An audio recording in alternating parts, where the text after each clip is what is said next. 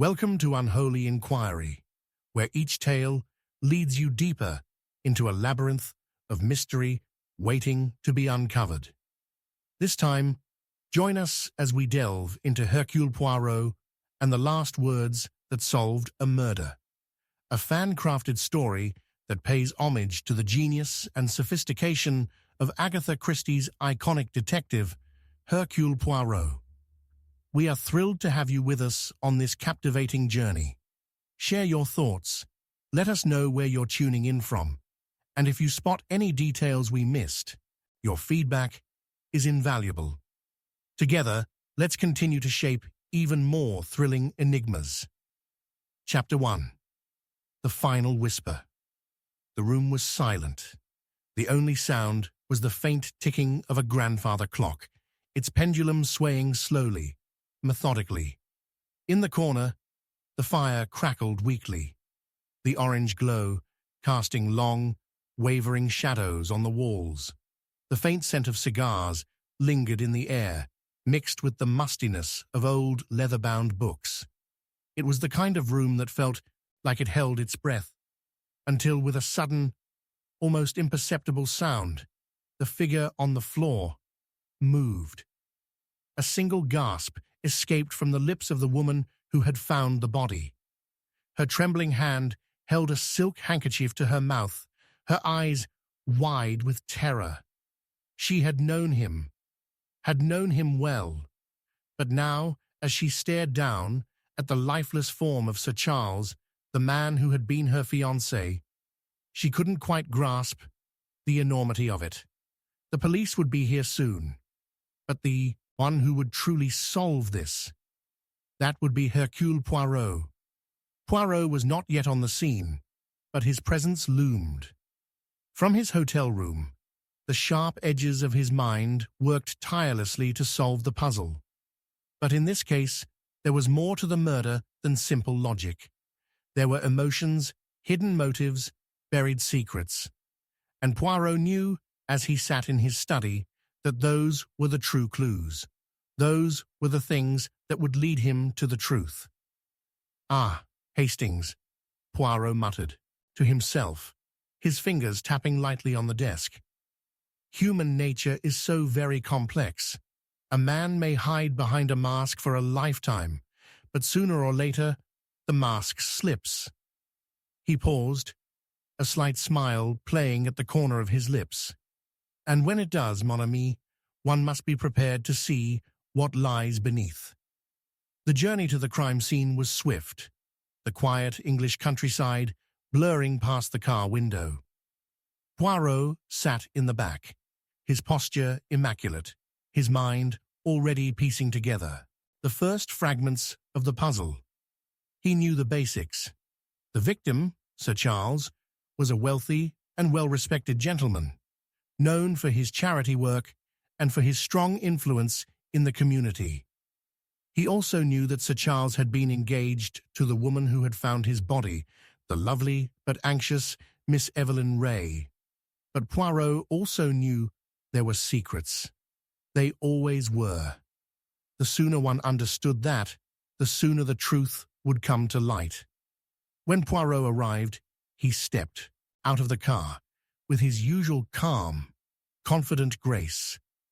He was greeted by the officer in charge, Inspector Lyle, a stout man with a furrowed brow and a nervous manner. Poirot regarded him coolly for a moment before turning his attention to the house. It was a large, old manor perched on the edge of the cliffs. The view was breathtaking, but Poirot's sharp eyes weren't on the landscape. They were on the details, the small things that others would miss. The air was heavy with the storm that had swept in from the sea. The wind howled as it rattled the windows, and thunder rolled in the distance. Poirot could almost hear the whispers of the past, the creaking of the old house settling. There was a chill in the air, but it wasn't just from the storm. Inside the manor, Poirot was led to the scene of the crime. The body of Sir Charles lay sprawled across the floor of the drawing room, his face frozen in an expression of disbelief, his hand still clutching a half-burned cigarette.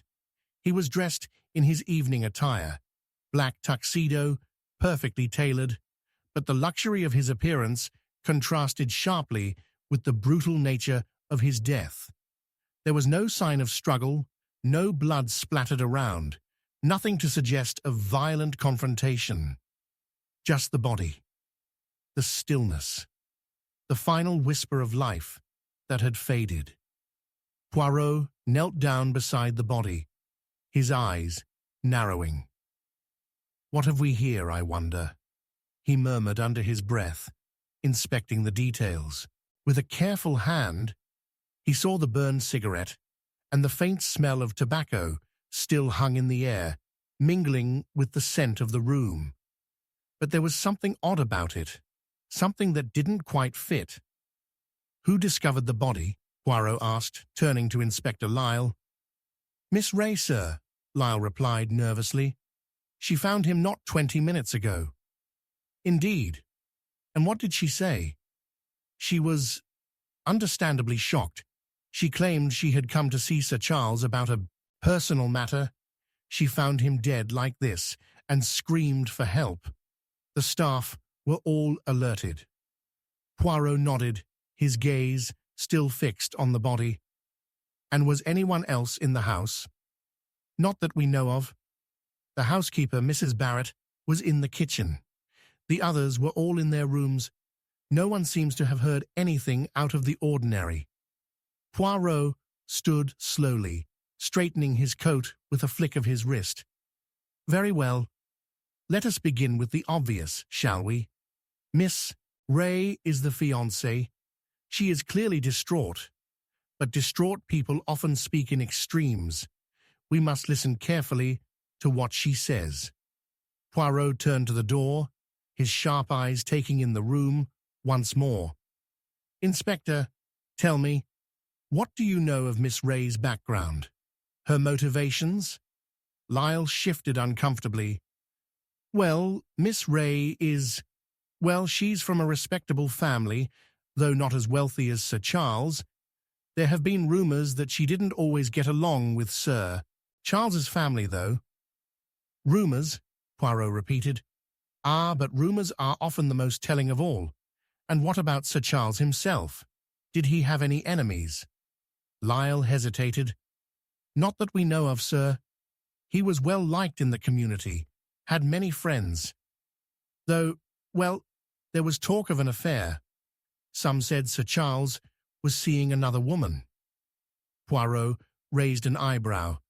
"An affair, you say? Intriguing. Tell me, Inspector, who was this woman?" I don't know for sure, but some of the staff mentioned her. A woman from the village, I believe." Poirot turned his attention to the doorway, where Miss Ray stood, her face pale and stricken with grief. He walked toward her slowly, his steps measured, his demeanor calm but purposeful. "Miss Ray," he said softly, "may I speak with you for a moment?" She looked up, her eyes wide with fear and suspicion. "Poirot," she whispered, her voice trembling. I don't understand. Why did this happen? Who would do such a thing?" Poirot regarded her with his customary, impenetrable gaze. "I too, Miss Ray, am perplexed. That is why I must ask you a few questions.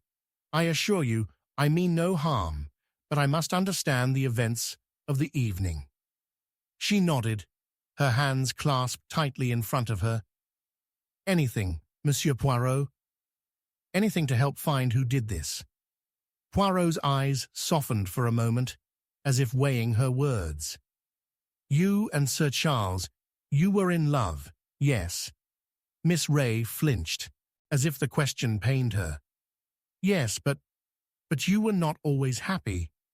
She hesitated, her lips trembling. "No, not always.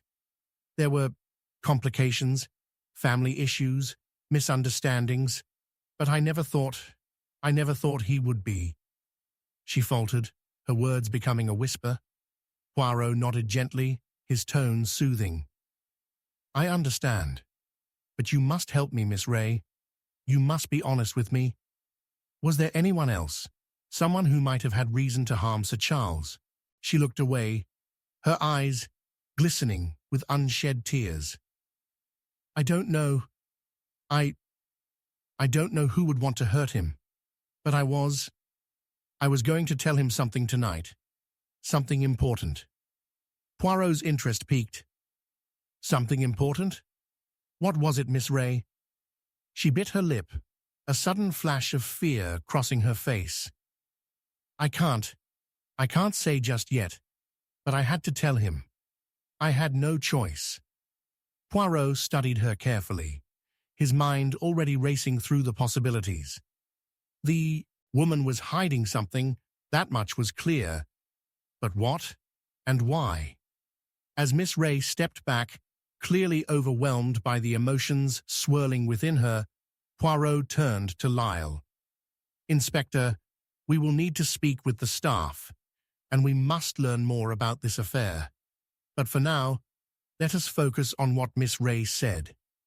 She had something important to tell Sir Charles. Perhaps that was the key, or perhaps it was the last whisper he ever heard. Poirot's eyes narrowed as he glanced back at the body. But this is just the beginning, mon ami. We have only scratched the surface. Chapter 2. A Murderer's Last Confession. The heavy rain lashed against the windows of the drawing room, its relentless beating like the pounding of 1,000 angry fists. Inside, the air was thick with tension, each breath held, each heartbeat more audible than the last. Poirot stood by the fire, his eyes narrowed, the flames casting dancing shadows across his face. His mind was in motion, as it always was, and this time something felt off. Something was wrong, and he knew it. The room had grown unbearably still, save for the occasional crackling of the fire and the rhythmic ticking of an ancient clock on the mantel. The seconds stretched into eternity, like the calm before a storm. And then, just as Poirot had expected, the silence was broken by the unmistakable sound of footsteps. "Ah, Miss Ray," Poirot murmured, without turning. "You have returned sooner than expected." She stepped into the room, her movements cautious, hesitant. Her eyes were swollen from crying, her hands trembling ever so slightly. But it was her expression, the set of her jaw, the quick glance she shot at the door, that caught Poirot's attention. She was hiding something.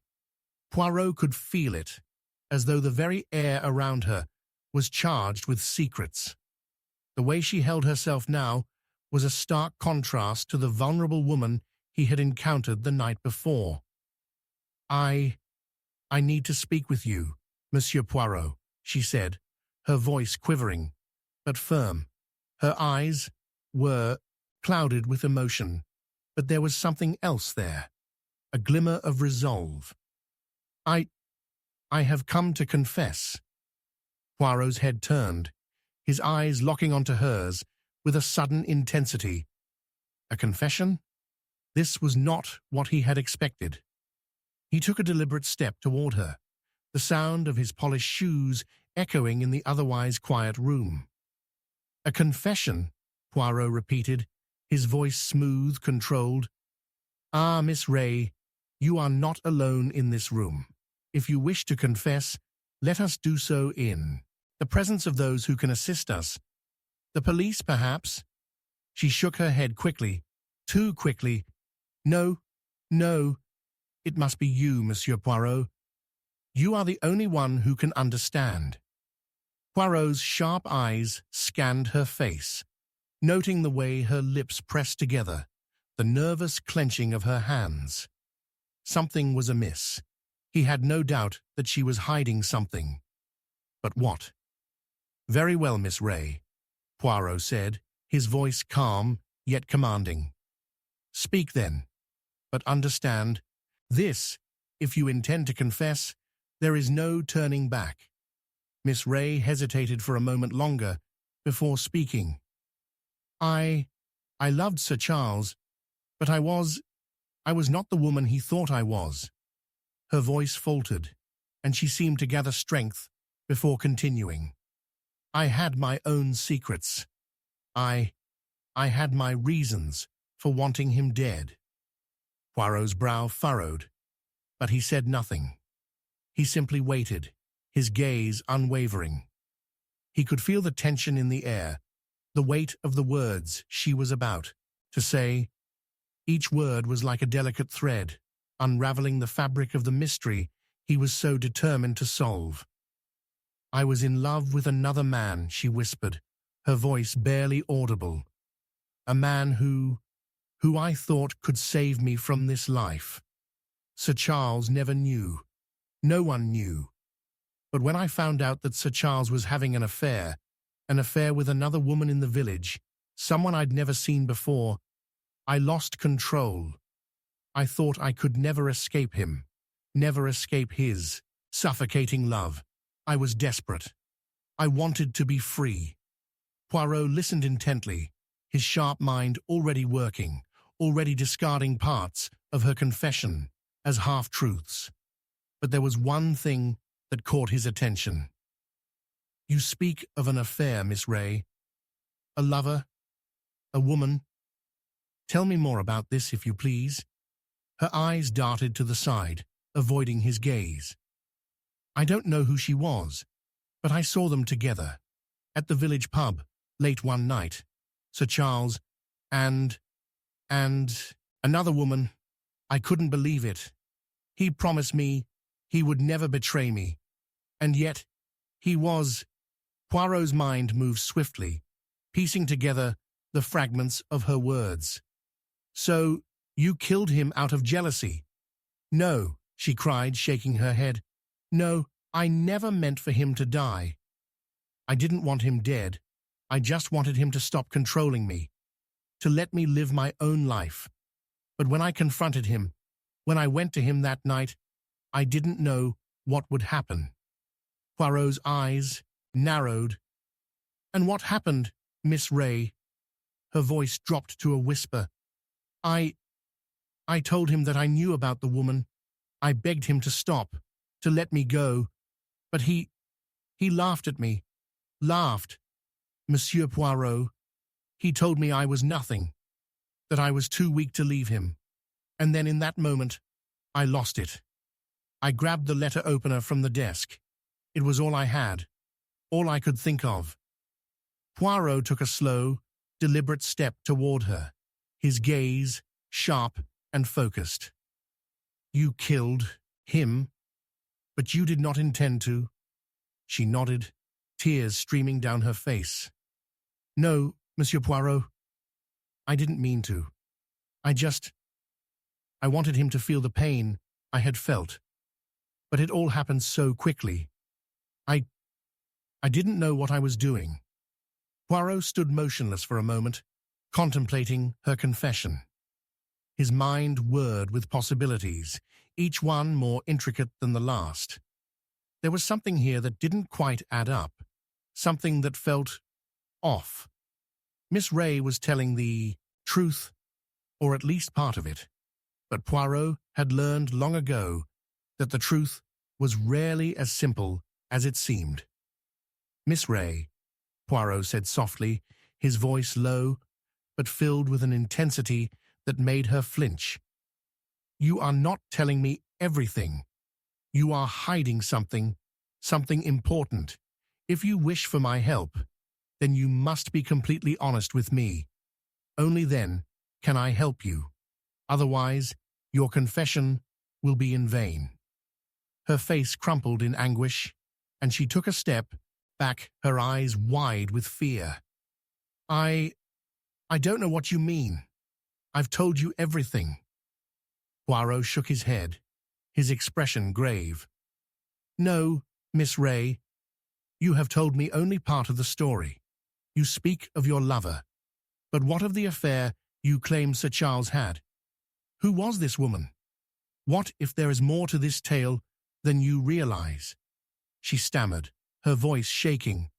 I don't know who she was.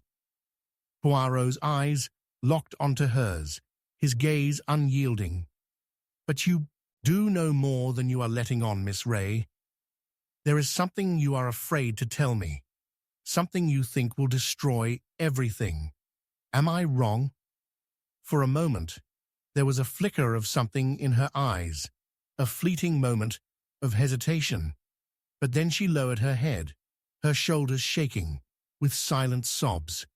"It wasn't just the affair," she whispered. "It was the money, the inheritance. Sir Charles had changed his will. He was going to marry her. I was going to lose everything." Poirot's mind snapped into place like a lock engaging. "Ah, now we arrive at the heart of the matter. The motive, the money, the inheritance. This is not just about love, Miss Ray. It is about something far more powerful. But there is more, isn't there?" She didn't respond immediately. She simply stared at the floor, as though lost in her own world. Poirot watched her for a moment longer before turning to leave. He had heard enough. Or had he? Was this truly the full truth? He doubted it. As Poirot made his way to the door, he paused for a moment, his hand resting on the doorknob. "Miss Ray, you may have confessed, but I suspect the story is far from finished. Your confession, it is only the beginning."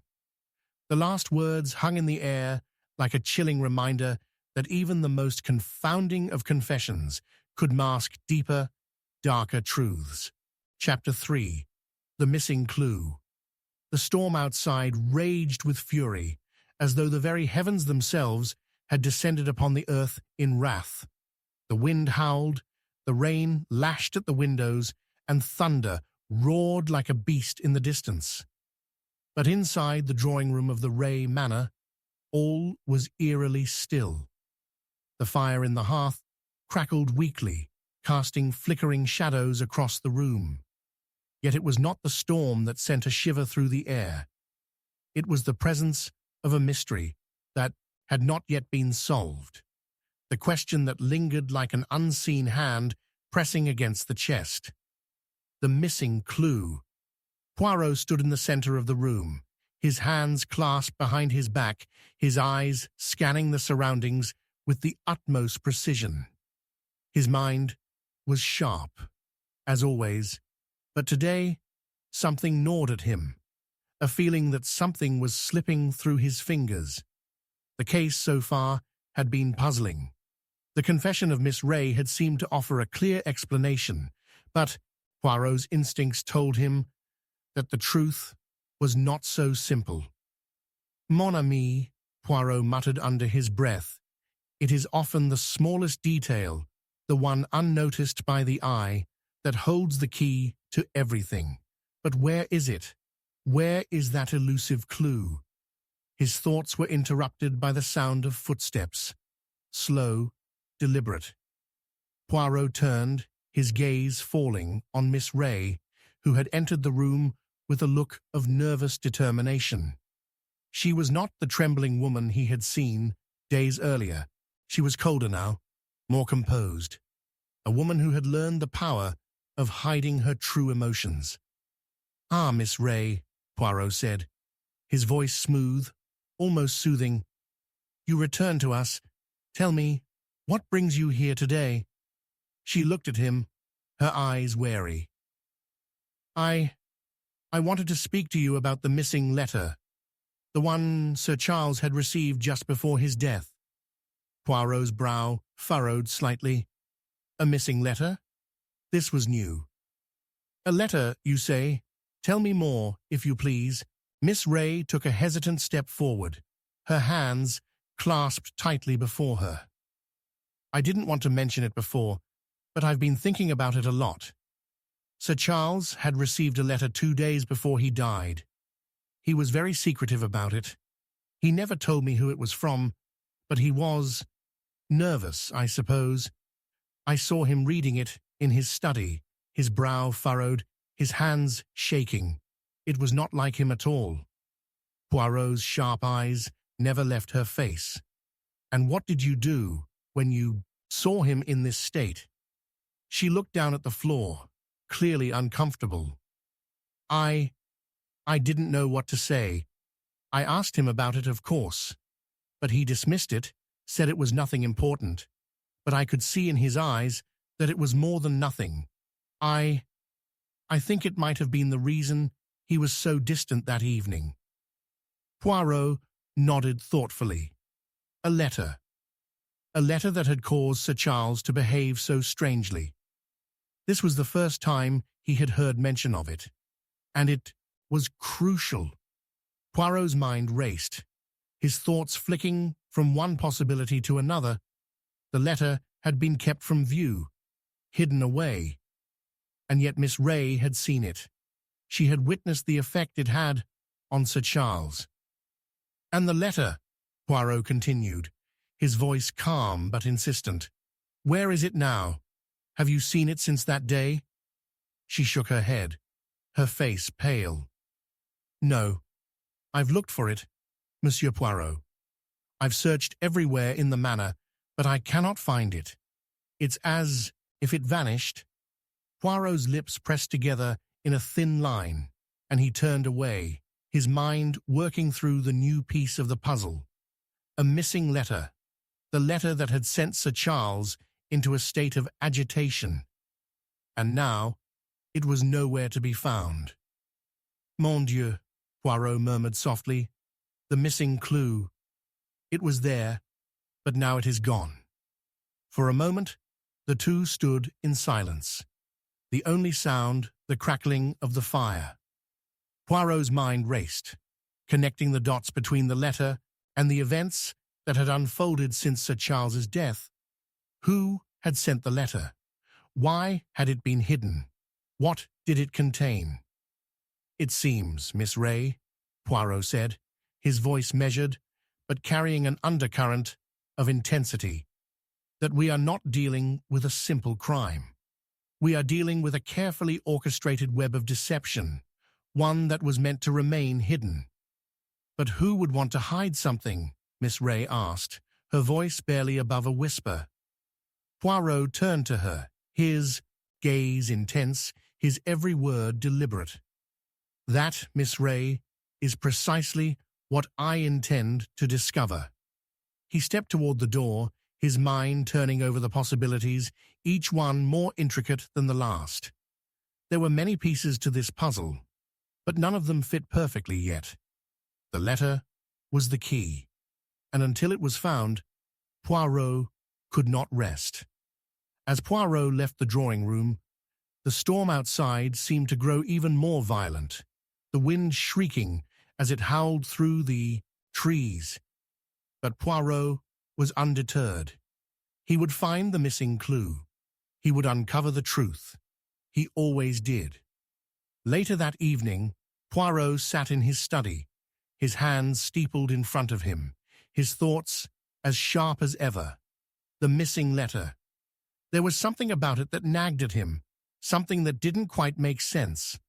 The letter was the missing piece, the clue that would tie everything together. But where was it? And why had it been so carefully hidden? Poirot's mind drifted back to Miss Ray's words. She had spoken of a lover, of a hidden affair, and of the inheritance that Sir Charles had altered just before his death. But none of this seemed to explain the letter. There was a connection. Poirot was sure of it. But what was it? Suddenly a thought struck him, and Poirot stood abruptly, a sudden realization flooding his mind. The letter had been hidden for a reason. But more importantly, who had been most eager to keep it out of sight? The answer came to him like a flash of lightning. The letter wasn't just any letter. It was a letter that could implicate someone who had a great deal to lose. Poirot's mind shifted into high gear. He had been overlooking something crucial. The letter hadn't disappeared by accident. It had been taken, and Poirot knew exactly who would have wanted to make it vanish. The next morning, Poirot called together the household staff. The housekeeper, Mrs. Barrett, the butler, Mr. Pritchard, and the maid, Clara, all stood in the drawing room, their faces anxious but guarded. Poirot's eyes scanned them carefully, noting every subtle shift in posture, every shift in the eyes. "Good morning, all," Poirot began, his voice as calm and precise as ever. "It is time we addressed the issue of the missing letter. It seems we have a mystery within our mystery." A murmur passed through the room, but Poirot silenced it with a raised hand. "I will ask only once," Poirot continued. "Has anyone seen the letter that Sir Charles received before his death? The letter he read with such agitation." The room fell silent. Then Mrs. Barrett, the housekeeper, stepped forward, her face pale and drawn. I saw the letter, Monsieur Poirot, but I did not think it important." Poirot's eyes narrowed. "Why did you not think it important?" Mrs. Barrett hesitated. Because it was addressed to Sir Charles, and Sir Charles never liked to share his personal correspondence.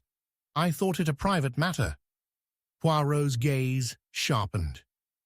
"And you did not think it strange that Sir Charles was so upset by the letter?" Mrs. Barrett shifted uneasily. "I did notice it, but I assumed it was nothing to do with me." Poirot studied her for a long moment, his eyes piercing. "Ah, but it was not nothing, was it? You knew something, Mrs. Barrett. You knew it was important." She stammered. I didn't take it, Monsieur Poirot. I swear." Poirot's expression softened slightly, but his eyes were still searching. "No, you did not take it, but someone did." A silence filled the room, and Poirot's words hung in the air like an accusation. Mrs. Barrett's eyes widened, and for a brief moment, Poirot saw the flicker of something in her eyes. Fear, guilt. He turned to the others in the room. "I believe we are closer now. The missing clue is not lost, my friends. It is hidden, and I will find it. Soon, the truth will be revealed." As Poirot walked out of the room, he felt the weight of the case pressing down on him, but he knew one thing for certain. The missing clue was no longer out of reach. It was merely waiting to be uncovered. Chapter 4. Secrets in the Shadows. The candlelight flickered, casting long, twisted shadows against the stone walls of the manor. The storm outside had intensified, its ferocity punctuated by the occasional flash of lightning that lit the room in a harsh, electric blue. The air inside was thick with tension, almost suffocating. Poirot stood by the window, his sharp eyes scanning the darkened landscape. The rain streaking down the glass like 1,000 tiny fingers trying to claw their way in. There was a presence in this place, a heaviness that lingered, an unspoken secret that had been buried too long. And Poirot could feel it. The truth was close now, but the shadows were where the answers hid. There was a sound, a creak, soft but distinct, coming from the hallway. Poirot's eyes snapped to the door, his fingers twitching ever so slightly. The shadows shifted, stretching across the floor like dark tendrils. Someone was watching. Someone who didn't want to be seen. The door opened, just a crack, and then quickly closed again. A figure slipped into the room. Miss Ray. Her eyes were wide, darting nervously to the corners of the room, her movements furtive, almost guilty. She had been in and out of the manor since Sir Charles's death, and each time she seemed a little more on edge, a little less like the woman Poirot had once met. "Ah, Miss Ray," Poirot said, his voice calm, precise, but with an underlying edge. "You come to me once more. Yes? I have been waiting for you." She froze in place, her hand resting on the door, her back rigid. "Monsieur Poirot," she murmured, her voice strained, almost fearful. I need your help." Poirot took a step forward, his sharp eyes never leaving her. "And what is it that you need help with, Miss Ray? Surely by now you have realized that nothing is quite as simple as it seems." She swallowed hard, her lips trembling. It's about the letter," she whispered, her gaze darting to the shadows in the corners of the room. "The one Sir Charles received just before he died." Poirot tilted his head slightly, his mind working. He had already learned much about the letter, but Miss Ray's reaction now told him that there was more to the story, something she was not saying. "Yes, the letter," Poirot repeated slowly. "The letter that has been mislaid. The letter that you, too, have searched for. But now you come to me with more to tell, I believe." She looked down at the floor, her hands shaking as she clasped them together tightly. "It wasn't just the letter, it was who it was from," she confessed in a whisper. "I saw the address on the envelope, and I recognized the name." Poirot's mind clicked into overdrive. The address, the name. If Miss Ray had seen something that connected the letter to someone else, then it was a critical piece of the puzzle. The letter, still hidden, was now more than just a mysterious object. It was the link that could lead to the killer. "Who was the letter from, Miss Ray?" Poirot asked, his voice low but insistent. Her eyes darted around the room again, as though she were afraid someone might be listening. "It was from Mrs. Barrett," she said, her voice barely audible. "The housekeeper." Poirot's gaze sharpened, his mind racing. Mrs. Barrett, the housekeeper. He had not suspected her before, but now her name appeared at the center of the web, tangled in a way that sent a thrill of realization through his spine. The shadows of the house seemed to grow darker, deeper. Mrs. Barrett had been in the house since Sir Charles's youth. She knew everything, every corner, every secret, every movement, and now she was connected to the letter. "Ah," Poirot said softly, his fingers tapping lightly against the window pane. "The housekeeper, you say? This is most curious, Miss Ray. Tell me, what do you know of Mrs. Barrett? What does she have to do with the letter?" Miss Ray hesitated. "I don't know for sure," she said, "but there was something odd about the way she acted the night Sir Charles died. I overheard her speaking to someone in the hallway. Her voice was low, but I caught a few words. She was asking if the plan had been carried out." Poirot's eyebrows raised slightly. "The plan?" He let the words linger in the air. "This I must know more about." But Miss Ray was already retreating into herself. She seemed suddenly afraid of the implications of her own words, as though she had opened a door she wished she hadn't. "I don't know what it means," she whispered. "I thought it was nothing. But now I see. There was more to Sir Charles's death than just a simple crime of passion." Poirot stepped closer, his voice soft but authoritative. "And you, Miss Ray, have been hiding the truth from me. You knew more than you said. I am afraid you must be completely honest with me if you wish to resolve this matter. There is no room for half-truths. No more secrets in the shadows, Miss Ray." She flinched, as though his words had struck her physically. For a long moment, she said nothing. The tension in the room was palpable, suffocating. Finally, she spoke, her voice barely a whisper. "I know that Mrs. Barrett had a reason to want Sir Charles dead. He was planning to change his will. He was going to cut her out, take away her inheritance. And if he did that, it would have destroyed her. She would have nothing left." Poirot's mind moved quickly, turning this new information over. The housekeeper, Mrs. Barrett, she had been loyal to Sir Charles, but loyalty had its limits. If Sir Charles was planning to cut her out of the will, that could explain why she might have resorted to murder. And if the letter had been from Mrs. Barrett, then it was more than just a simple piece of correspondence. It was evidence of her involvement in the crime. But Poirot was not yet convinced. There was still something missing. He knew how human nature worked, how greed, love, and jealousy could drive a person to extremes. But what if Mrs. Barrett wasn't the only one with a motive?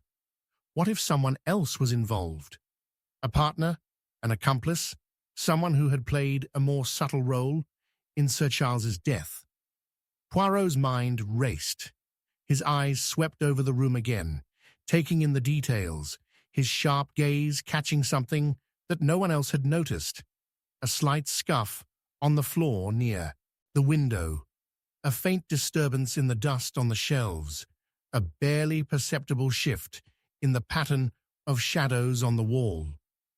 There was more to this place, more secrets hidden in the darkness. "Miss Ray," Poirot said, his voice measured but firm, "you must leave now. I have much to think about, but you are correct about one thing. There are secrets in the shadows, and I will uncover them all. Nothing will remain hidden from me." As Miss Ray turned to leave, her footsteps echoing in the hallway, Poirot allowed himself a moment of reflection. He could feel the pieces of the puzzle beginning to fall into place. Mrs. Barrett, the missing letter, the inheritance, the plan, it was all connected. But there was something else, something darker, lurking in the background, waiting to reveal itself. And Poirot knew that soon, very soon, the final truth would come to light. The shadows would no longer be able to hide the secrets they had kept for so long. He would uncover the killer, expose the deception, and bring an end to the twisted game that had been played so expertly. But as the storm outside raged on, Poirot felt a stirring in his gut, a sense of foreboding that told him the true horror had not yet been revealed. There was a final twist to come, one that would shake him to his very core. In the shadows of the Ray Manor, the truth waited, hidden, but for how long? Chapter 5, The Silent Witness. The clock struck midnight with a slow, deliberate chime, each reverberation carrying an eerie finality through the thick silence of the manor. The wind howled outside, rattling the windows as if trying to break through, to unleash its fury upon the secrets that were locked inside. The shadows in the room seemed to stretch unnaturally, creeping along the walls, taking on forms that threatened to become something more than mere darkness. Poirot sat motionless, in the chair by the fire, his hands steepled beneath his chin, his eyes narrowed in concentration. The room was cold, he could feel it, but his mind burned with the intensity of the puzzle that remained unsolved. He had come so far, yet there was still something elusive, something hidden, just beneath the surface. But what was it? What was it that no one had seen, no one had heard? The answer, Poirot was certain, lay somewhere in the shadows. Suddenly, the stillness was broken by a soft creak, the unmistakable sound of a door opening. Poirot's sharp eyes flicked toward the sound, his senses alert. Someone had entered the room, but it was not Miss Ray, nor the housekeeper, nor any of the staff. No, it was a presence much more subtle, much more dangerous. A figure stepped into the room, silhouetted by the flickering firelight. The tall, slender form of the butler, Mr. Pritchard, emerged from the shadows, his face impassive, his eyes cold. Poirot had noticed him before, the butler who had seemed too composed, too controlled. There was something in his manner, something in the way he moved, that suggested a depth of knowledge he had not yet shared. And now, here he was, entering the lion's den, as if he had come to add another layer to the mystery.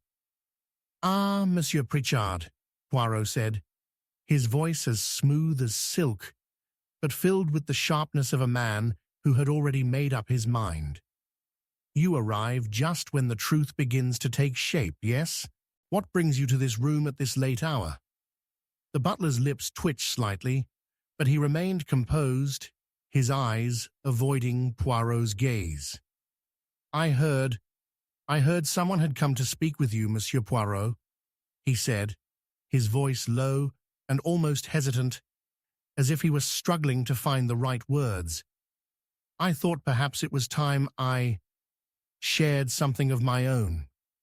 Poirot leaned forward slightly, his eyes glinting with curiosity. "Ah, you wish to speak, monsieur? Speak of what? Speak of what you have seen, what you know. I assure you, I have a very good sense of the puzzle now, but perhaps you have noticed something I have missed." For a long moment, Mr. Pritchard remained silent, his face unreadable. Then finally he spoke, his voice barely above a whisper. "I did not want to speak at first," he said. "But after hearing so much about the others, I felt I had no choice. I know what happened to Sir Charles. I saw it with my own eyes." Poirot's heart skipped a beat, his mind racing. "You saw it? You saw the killer? Tell me, Monsieur Pritchard, what did you see? Who killed Sir Charles?" The butler shifted uneasily on his feet, his hands clasped behind his back. "I cannot say who," he replied, "but I saw the one who killed him, the silent witness." "Ah, but what do you mean, Monsieur Pritchard?" Poirot pressed, his voice soft but insistent. "A witness who is silent? Do you speak of a person or something else?" The butler hesitated again, his gaze drifting toward the dark corners of the room. It was not a person," he said slowly, his voice trembling with the weight of the confession.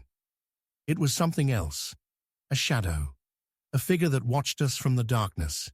It stood by the window just before the storm hit, and when it left Sir Charles, he was dead." Poirot's eyes widened. This was something new, a shadow, a figure from the dark, something that no one had mentioned before. A witness, yes, but one that existed only in the realm of the unseen. It was the sort of thing that could easily be dismissed as superstition, a trick of the mind. And yet Poirot's instincts told him otherwise. There was something here, something important, that needed to be uncovered. "And you did not act upon what you saw, monsieur?" Poirot asked, his voice measured but heavy with suspicion. "You saw this figure, but you did not call for help, did not raise the alarm." The butler shifted again, his posture stiffening. "I didn't know what to do," he said, his voice barely audible. "I was afraid. I thought I was imagining things. And then, when the body was found, I was too scared to tell anyone. I thought they would think I was mad." Poirot's mind whirled. A shadow, an unseen figure. This was something different. This was not just another clue, another scrap of evidence that could be examined and analyzed. This was an intangible thing, a sensation, a presence that no one had acknowledged. And yet, it had been there. It had witnessed the murder. But who, or what, had it been? "You say it was a shadow," Poirot repeated, his mind racing through the possibilities. "But tell me, Monsieur Pritchard, could it have been someone hiding in the shadows, someone who did not want to be seen?" The butler's face twitched slightly, but he did not answer immediately. Poirot took a step forward, his voice lowering to a near whisper. "I believe you are not telling me the whole truth, monsieur. I believe you know more than you have said." For a moment, the butler stood frozen, as if battling with himself. Then, with a deep sigh, he finally spoke.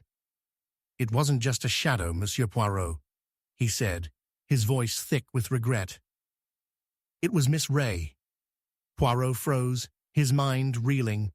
Miss Ray, the woman at the center of everything, the woman whose confession had begun this entire investigation.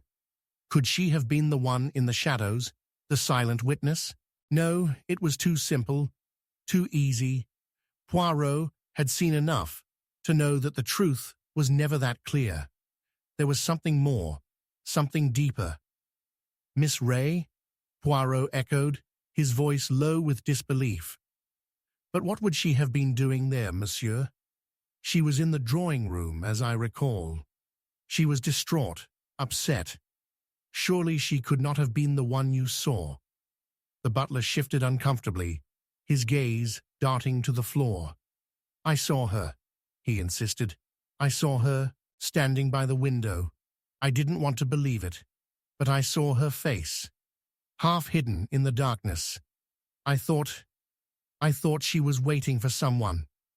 Poirot's mind worked quickly, trying to piece together the fragments of this new revelation.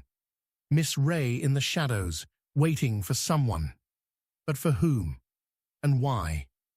Could it be that Miss Ray was not as innocent as she had seemed? Could it be that her confession had been a ruse, a carefully constructed story to hide the truth? Very well, Monsieur Pritchard, Poirot said, his voice quiet but firm. You have given me much to consider, but there is something I must tell you now.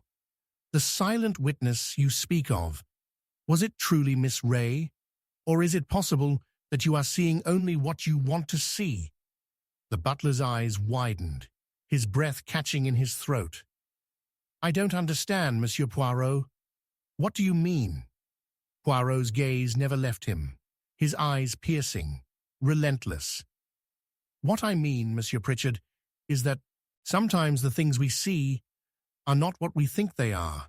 Sometimes the mind plays tricks on us, and sometimes the true witness is not a person at all, but something far more dangerous. The butler opened his mouth to protest, but Poirot held up a hand, silencing him. We will speak of this later, he said. For now, you may leave. But I warn you, Monsieur Pritchard, you are not as innocent as you believe. As the butler left the room, Poirot sat back in his chair, the shadows seeming to close in around him. The silent witness, a shadow, a figure in the dark. Miss Ray, the butler, or something else entirely? The answer, Poirot knew, was just out of reach, but he would find it. No secret remained hidden from him for long. With a final glance at the flickering candlelight, Poirot rose from his seat. He would uncover the truth. The game was far from over. Chapter 6. A Web of Lies. The storm had subsided, but the atmosphere in the Ray Manor remained thick with tension. The air felt heavy, as if every breath was weighed down by the suffocating presence of secrets. Secrets that had festered for too long. The long corridor leading to the library seemed endless, the floorboards creaking beneath Poirot's feet as he made his way toward the room where the latest revelations had taken him. The shadows were long, their forms distorting in the dim candlelight, making every turn of the corner a moment of uncertainty. It was as though the house itself was holding its breath, waiting for the next chapter of the mystery to unfold. Inside the library, Poirot stood before a table, his hands pressed lightly against the surface. His sharp eyes flicked across the scattered papers, the half-filled glasses of wine, the forgotten notebooks, all of it telling him more than he wanted to know. He had reached a crucial point in this case, and, yet, with each new piece of the puzzle, the picture only grew more confusing, more tangled. This is no longer a simple case of murder, Poirot murmured to himself. No, mon ami, this is a web of lies, and in this web, every thread is connected. But who is the spider?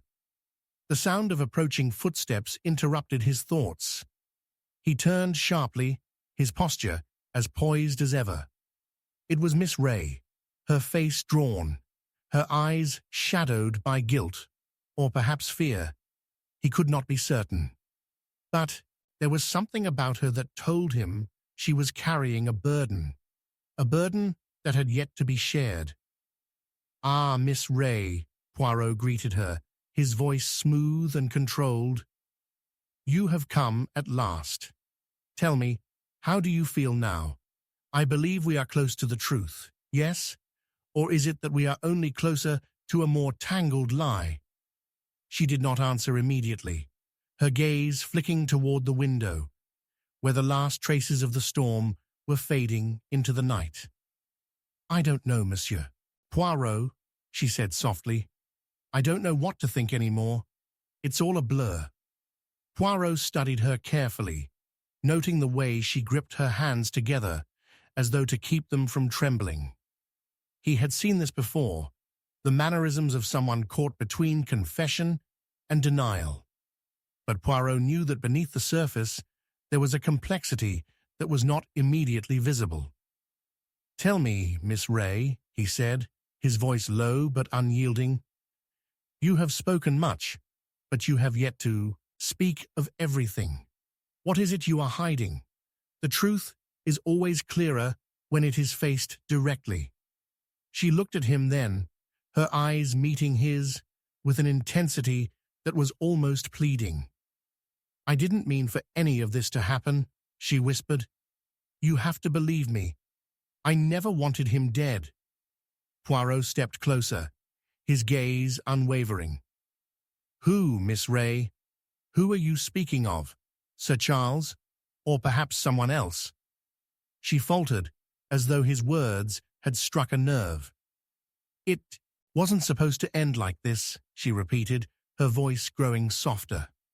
"I only wanted him to listen to me, to take me seriously. But then, it all went wrong. It escalated, and now he's dead." Poirot remained silent, watching her, allowing the weight of the silence to press down on her. Finally, she spoke again, her words tumbling out in a rush. I had an affair with someone I never told Sir Charles about. He found out. He confronted me, and he said he would ruin me.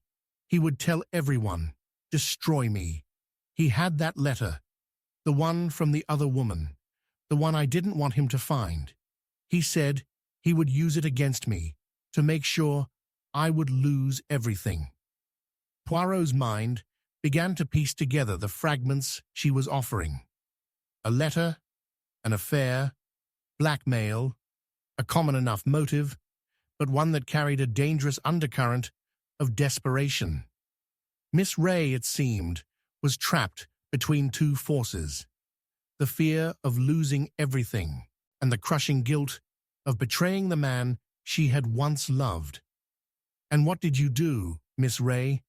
Poirot asked, his voice gentle but incisive. "What action did you take when confronted with this threat?" Her eyes dropped to the floor, avoiding his gaze. "I didn't kill him," she said quickly, almost too quickly. I wouldn't, but I didn't know what else to do. I told him I was leaving him. I told him I would never speak to him again. I thought he would let it go." Poirot nodded slowly, as though processing her words. "And when he did not let it go, what then? What happened after that?"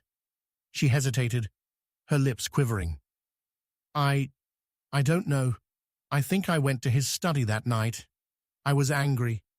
I was afraid. And then I saw him with that woman, the one he had been seeing behind my back. He was going to marry her. He was going to leave me. The air in the room grew heavier, the oppressive weight of the truth pressing down on both of them. Poirot's sharp eyes flicked over her, noting every detail, every hesitation. He was not fooled by the carefully constructed story. There was more, something she had not yet revealed.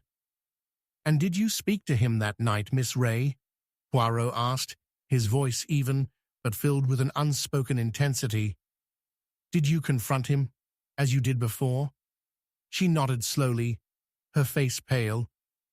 "Yes, I told him I knew everything. I told him I would leave, but I wanted the letter back. He was laughing at me. He said it was too late. He had already made his decision." Poirot's mind raced.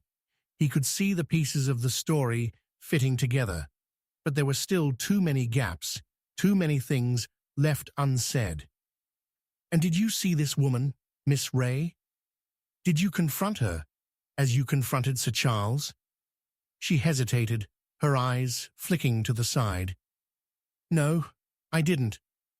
I never saw her face, but I heard her voice. It was enough to make me understand. He had already made his choice."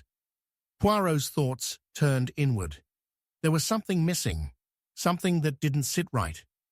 Miss Ray had spoken of an affair, of a confrontation, of a letter. But what of the others? What of the housekeeper, Mrs. Barrett, who had been so deeply entangled in the fabric of Sir Charles's life? What of the butler, Mr. Pritchard, whose own actions had been so mysterious? Poirot knew that no one in this house was entirely innocent. Each one of them had a motive, a reason to lie, and somewhere, buried beneath those lies, was the truth. Suddenly Poirot's thoughts snapped back to the present. He turned toward Miss Ray, his eyes narrowing with sharp clarity. "Miss Ray," he said, his voice cool and unwavering, "I believe you have lied to me, not about everything, but about something essential. You did not act alone. There is someone else involved in this web of deceit, and until I uncover who that is, I cannot trust your confession entirely." She stared at him, her eyes wide with confusion and fear. "What do you mean? Who else would be involved?" Poirot's gaze hardened. "The one who manipulated you, Miss Ray. The one who pushed you to confront Sir Charles. The one who helped you create this lie. Who, Miss Ray? Who is the true architect of this plot?" The silence in the room was deafening. Miss Ray's hands clenched tightly in front of her, her lips parted as if she were struggling to find the words. But in the silence, the truth remained elusive, dancing just out of reach. Poirot turned on his heel and made his way toward the door, his mind calculating, his thoughts spinning. "I will find the truth, Miss Ray," he said over his shoulder. "And when I do, this web of lies will unravel completely. Not one strand will remain intact." The door clicked shut behind him, the echo of the sound filling the empty space. As Poirot made his way down the corridor, his mind was already racing, his sharp intellect piecing together the clues, none of them enough on their own, but together, forming a tapestry that was close to being revealed. Yet he knew that the final revelation would be more than just a conclusion. It would be a reckoning. The storm had passed, but a new darkness was descending. And this darkness was far more dangerous than anything the weather could offer. In this house of lies, the truth would not come easily, but it would come. Chapter 7. Poirot's Deadly Deduction. The room was shrouded in darkness, save for the flickering light of a single candle that barely illuminated the large wooden table at the center of the library. A storm raged outside, the wind howling through the trees, the rain lashing against the windows like the relentless beat of drums in some far-off war. Poirot stood in the middle of the room, his posture precise, his mind whirling with the sharpness of a blade. His sharp eyes flicked over the room, taking in every detail: the untouched glasses of wine, the discarded letters, the open books, all meaningless objects, yet part of a much larger, more insidious puzzle. He could feel it. The truth was so close, so tantalizingly near. The threads of deception had been carefully woven together, but now, at the center of it all, stood a single, undeniable fact. A lie, carefully constructed, but one that had begun to unravel. Poirot allowed himself a moment of stillness, savoring the tension that lingered in the air, like the quiet before the storm. "Ah, but human nature, Hastings," Poirot whispered to himself. "It never changes. People lie, people deceive, but they are always undone by their own flaws." He paused, his fingers tapping the edge of the table. "And those flaws, those are what will lead me to the truth." The door creaked open behind him, and Poirot turned sharply, his piercing gaze fixing on the figure that entered. It was Miss Ray, her face pale, her eyes hollow. The guilt that had once been hidden beneath her calm facade was now laid bare for all to see. She had been hiding something, but Poirot knew she was not the only one. No, there were others, and they were all caught in a web of lies. The question, however, was who had woven it. "Ah, Miss Ray," Poirot said, his voice soft, but carrying the weight of authority. "I believe we have arrived at the moment of truth. Yes." She hesitated before speaking, her voice shaking as she stepped into the room. "Monsieur Poirot, I don't know what to say anymore. You've been asking questions. And now I fear you already know the answer." Poirot studied her carefully, his eyes narrowing. "Ah, but Miss Ray, there is no need for fear. Only the truth, which shall soon come to light. I have been working through the puzzle, you see. Each clue, each thread of deception, all woven into this intricate web. But it is all becoming clear now." He leaned forward, his voice low. "Tell me, Miss Ray, do you know what happens when a lie is exposed? It shatters everything.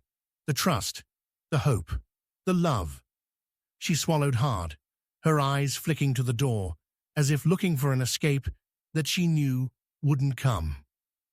I never meant for it to end like this," she said, her voice barely above a whisper. Poirot remained silent for a moment, his mind processing the information. The affair, the letter, the confrontation. All of these pieces had fit together too neatly, too easily. But there was something more, something that had eluded him until now. He turned his back on Miss Ray and walked over to the table, where a series of notes and letters were spread out. His fingers brushed over them, pausing as he reached a particular letter. It was a letter Miss Ray had claimed was the one that had caused Sir Charles to threaten her, the one that had set this entire tragedy into motion. But as Poirot read the contents once again, a chilling realization struck him. The handwriting was not Miss Ray's. It was not Sir Charles's. No, it was someone else's.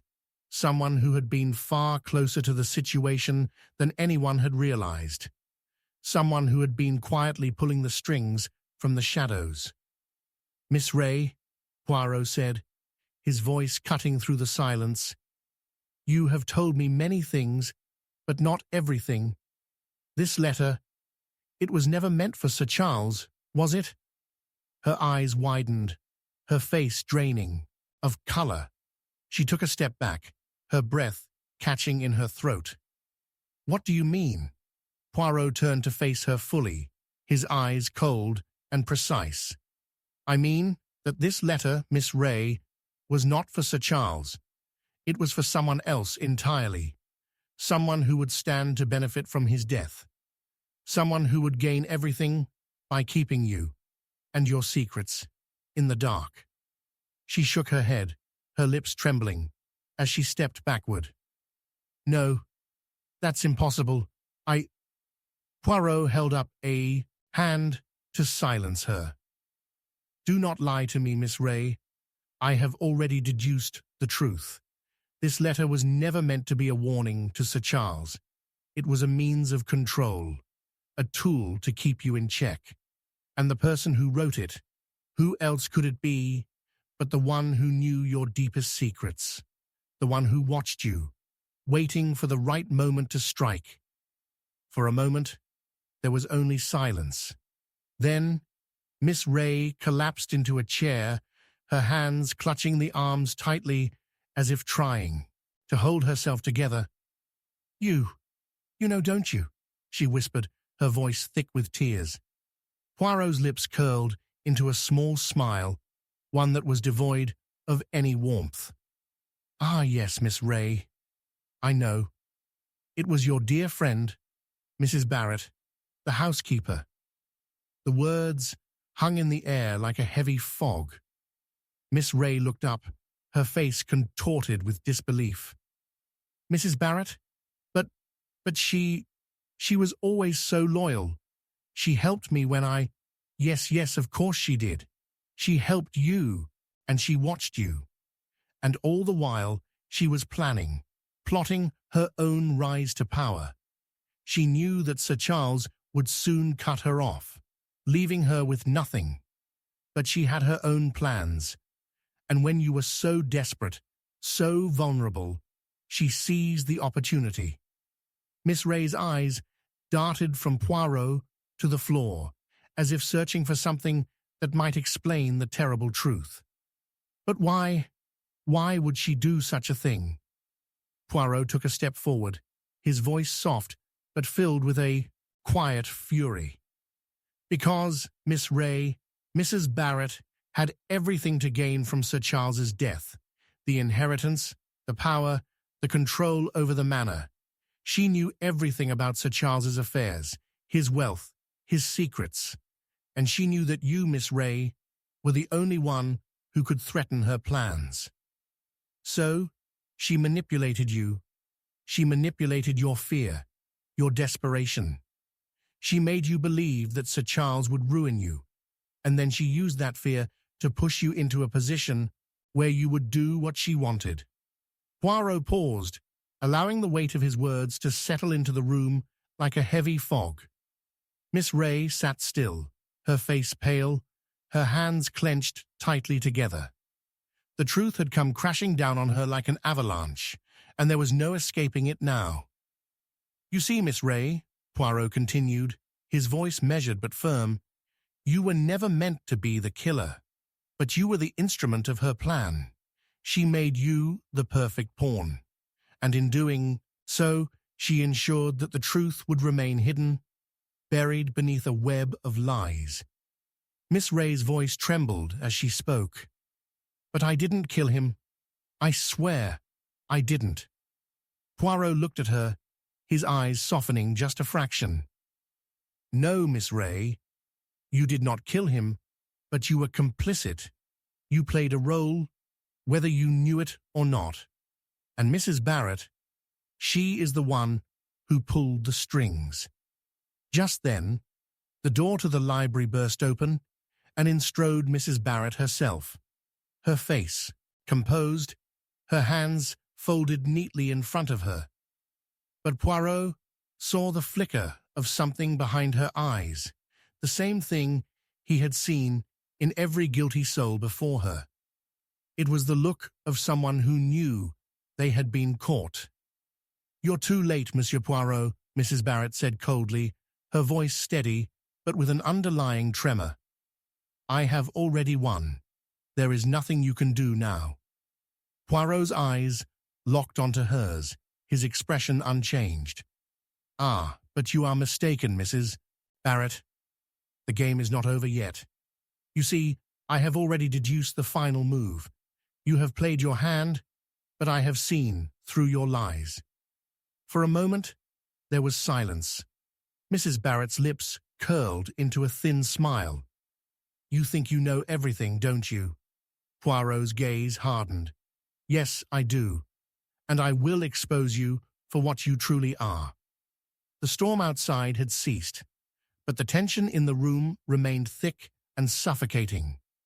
Poirot had woven his deduction into an unbreakable chain, and now he was about to reveal the final link. The web of lies had been carefully constructed, but it was all about to come undone. The truth was coming to light, and for Mrs. Barrett, it was a truth that would destroy everything she had worked for. In the silence that followed, Poirot's words echoed through the room like the ringing of a final bell. You see, Mrs. Barrett, there is always one thing that a liar forgets, one thing that cannot be hidden. The truth always finds its way to the surface, and with that, the game was finally over. The web of lies had been unraveled, and the truth stood exposed, as cold and unforgiving as the storm that had passed. Chapter 8. The Clue That Shouldn't Have Been Found.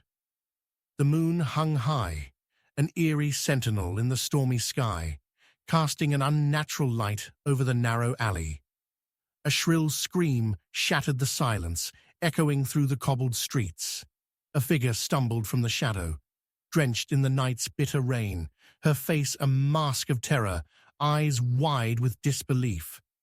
She collapsed before the closed door of the old manor, trembling with a secret too heavy to bear. Mon Dieu, Hercule Poirot muttered under his breath, his eyes narrowing as the scene before him unfolded. What is this? A clue where no clue should be? He stood motionless for a moment, feeling the weight of the cold night press against his chest. There was something inherently wrong in the air tonight, a subtle disquiet that sent a chill even through the detective's normally unflappable composure. A clue that should not have been found. It was almost as if the very fabric of reality had torn, revealing something beneath the surface that no one was meant to see. Mon ami, Poirot said quietly to himself, this is not a simple mystery. No, this is something deeper, something darker. His gaze shifted to the woman on the ground, still holding her breath, as if in a trance. Her hands were clasped tightly, and though she wore the attire of a lady, it was soaked with the remnants of the rain, just as her face was smeared with something else, something red. Without a word, Poirot stepped forward, his polished shoes making no sound as he approached. The woman looked up at him with wide, terrified eyes, the scream still reverberating in her chest. "Who did this to you, mademoiselle?" Poirot asked gently, kneeling beside her. His voice was calm, measured, betraying no hint of alarm. The woman's lips trembled as she struggled to speak, her words jumbled. I found it. I found it." "Found what, mademoiselle?" Poirot pressed, his eyes sharp as a hawk's. "What did you find?" Her eyes darted nervously, her hands clutching a crumpled piece of paper. She extended it towards him with a shaking hand. Poirot took it from her with the same delicate care he afforded all his investigations, unfolding the paper slowly. There was a symbol, nothing more than a crude sketch, hastily drawn, but something about it seemed all too familiar. "It is impossible," Poirot whispered to himself. But there was no time for disbelief, not now. He folded the paper with great care, slipping it into his coat pocket, his mind already racing through 1,000 calculations. "Come, mademoiselle," Poirot urged. "You must tell me everything you saw, all of it." But the woman could not. She was lost in her own terror, her eyes staring off into the distance. Her breath came in short, ragged gasps. Suddenly, a door creaked open. A tall man, his face hardened by years of scorn, stepped into the gloom. He was the one Poirot had been watching for the past few days, Felix Durand. the wealthy and aloof industrialist who had arrived at the manor only days before the murder had occurred. His black coat flapped in the wind, his hands shoved deep into his pockets as he approached. "What is going on here?" Durand demanded, his voice low and dangerous. Poirot's sharp eyes flickered toward him, then back at the woman trembling at his feet. "Monsieur Durand," Poirot said, with the faintest trace of mockery in his voice, "a most interesting question. You were here last night, were you not?" Durand's gaze flickered for a brief moment before he regained his composure. "I don't see how my whereabouts are of any concern to you, Poirot. This is private business." "Private business?" Poirot repeated, with an edge of scorn. "Is that so? Then I must be mistaken, for it seems to me that this is a matter of public concern. A woman is found here in distress, drenched and shaking, and you claim it is no concern of mine." Durand's jaw tightened, but before he could speak, Poirot's voice cut through the tension like a blade. "You are one of the guests in this house, Monsieur Durand. I suggest you remain on the premises until I have spoken with all who were present last night." Durand opened his mouth to protest, but then his eyes shifted to the woman, and he seemed to reconsider. He nodded curtly before turning on his heel and retreating into the house.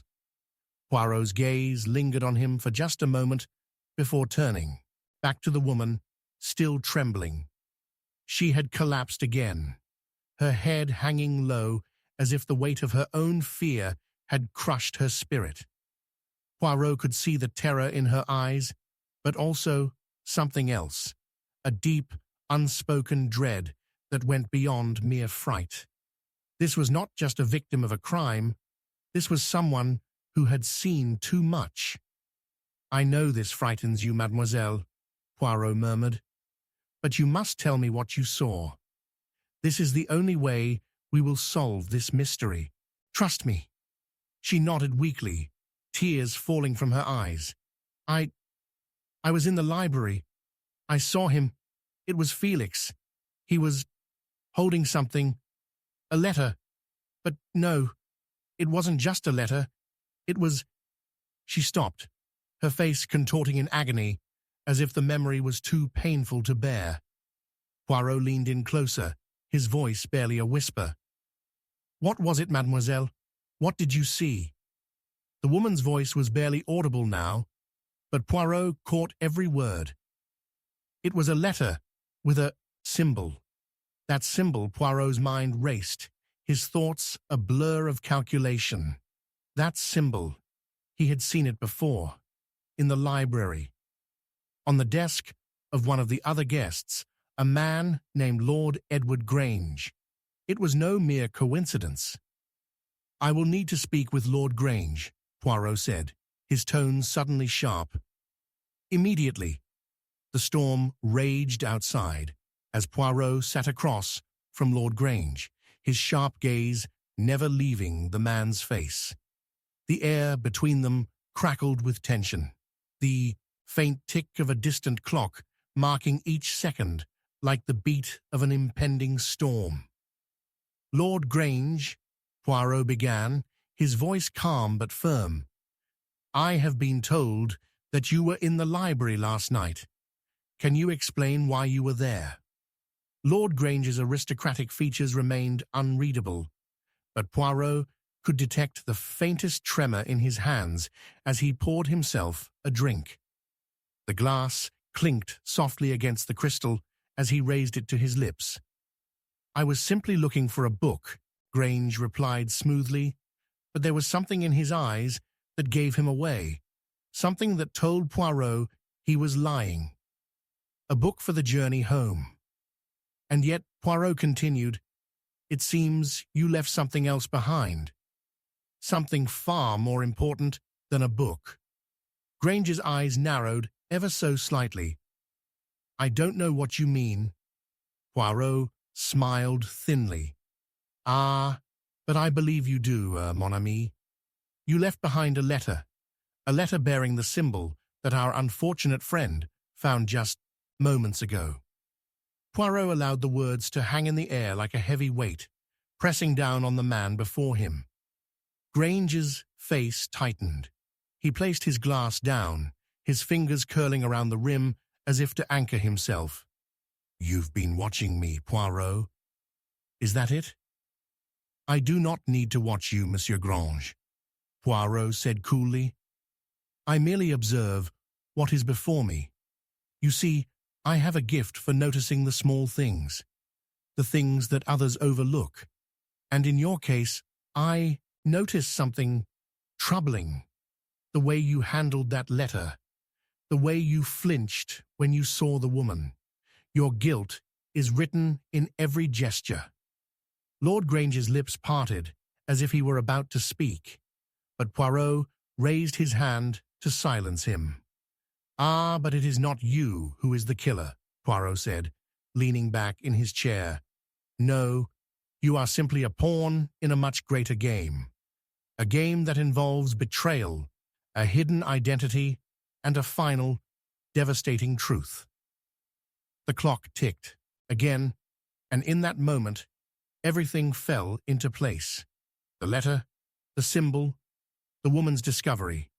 It was all part of a carefully constructed plan. A plan to mislead Poirot, to lead him down the wrong path, to hide the true culprit in plain sight. But Poirot had seen the truth.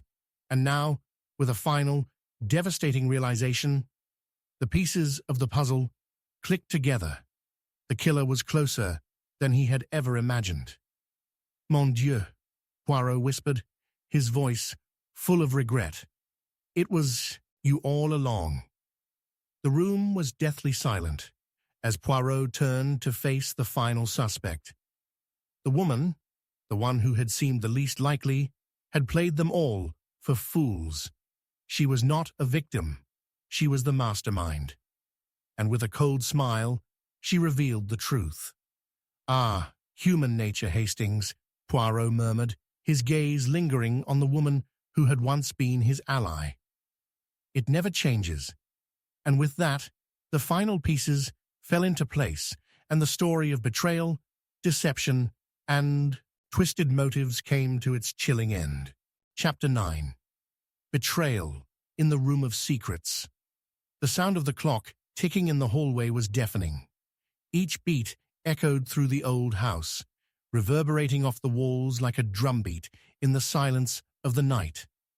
Hercule Poirot stood in the middle of the darkened study, his keen eyes narrowing as he surveyed the room. It was late, the storm had passed, but the oppressive atmosphere had only deepened in its wake. And then, a single word: murder. The woman standing before him, Lady Evelyn Forsyth, was pale, her fingers trembling as she held the note she had just found in the drawer of the desk. It was a small, innocuous slip of paper, the ink already beginning to fade in places, but it was enough. The words on it were clear enough to stop Poirot's heart for a moment. "You will pay the price for your sins." Poirot's breath was slow and deliberate as he stepped closer, his sharp eyes not missing a single movement from the woman. She was trying too hard to seem calm, but the tension was too thick to hide. Something was wrong. Something far darker than murder was at play here. He had felt it from the moment he entered this house. This place held secrets, and those secrets were beginning to surface. "Lady Forsyth," Poirot said, his voice cool and measured, "tell me, what exactly is it that you found in this drawer?" She hesitated, the tension in the room thickening with each passing second. Then her voice trembled as she spoke. "A letter, a note. It's—" She stopped herself, glancing nervously at the door, as if fearing someone might hear. "It's from him." Poirot's gaze sharpened. "From whom, mademoiselle?" From the corner of the room, the shadows shifted. A man stepped forward, tall and angular, his face hidden in the dim light. It was Edward Wilkins, the late Lord Forsyth's trusted companion. He had been seen with Lady Forsyth frequently, their closeness raising many questions in the minds of those who observed them. His presence here now was no coincidence. "Poirot," Wilkins began, his voice low but filled with an unmistakable edge, "you do not understand. This is not a matter of a simple letter. This is something far more dangerous." Poirot turned slowly to face him, his expression unreadable. "Ah, Monsieur Wilkins, I believe it is you who does not understand. You see, I do not deal with matters of danger. I deal with matters of truth." His gaze flickered to Lady Forsyth, who stood frozen, clutching the note in her hands like a lifeline. "But the truth is, what gets us killed?" Lady Forsyth whispered, her voice barely audible. "The truth is what brought us here." Poirot's mind began to work at a fever pitch, piecing together the fragments. Wilkins, the man with a past shrouded in secrecy. Lady Forsyth, a woman of considerable wealth and influence, but whose marriage had been a front for something far darker. And then there was the letter, a threat, a promise of retribution. "I believe, mademoiselle," Poirot said, his tone becoming more deliberate, "that you have been hiding more than you realize, and I think Monsieur Wilkins knows it." Wilkins's eyes narrowed, his jaw tightening.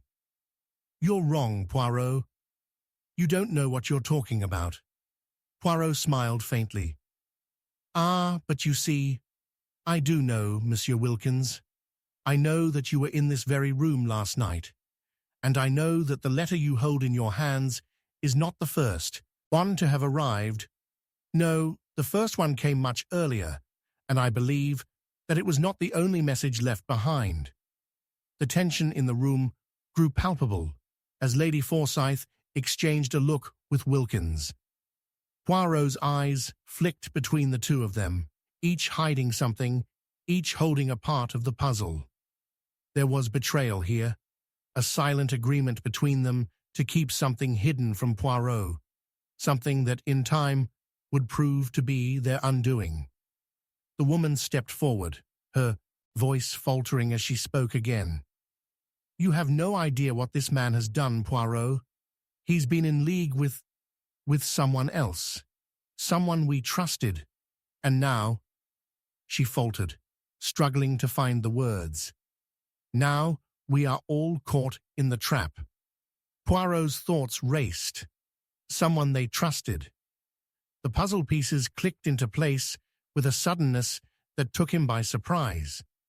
The secrecy, the fear, the deceit, it all pointed to one person, a figure he had been keeping a close eye on, Catherine Albright, the Forsyth family's maid.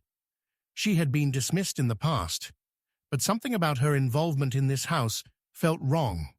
She had always been too quiet, too observant, and now she was gone. She had disappeared without a trace the night Lord Forsyth died. Poirot turned to Lady Forsyth. "You are telling me, mademoiselle, that Catherine Albright has something to do with this?" Her eyes widened. You know about her." Poirot's voice was calm, but his words cut through the air like a blade. "I know that she was the one who discovered the body of your husband. And I know that she was in possession of something that could destroy all of you." Wilkins stepped forward now, his demeanor shifting from one of cold defiance to something far more urgent. "You don't understand, Poirot. You're chasing shadows. Catherine, she's gone, and she took something with her. A letter, the one we were all trying to keep hidden. It was meant for Lady Forsyth, a letter that would have exposed her darkest secrets. But Catherine didn't know when to stop. She started asking too many questions."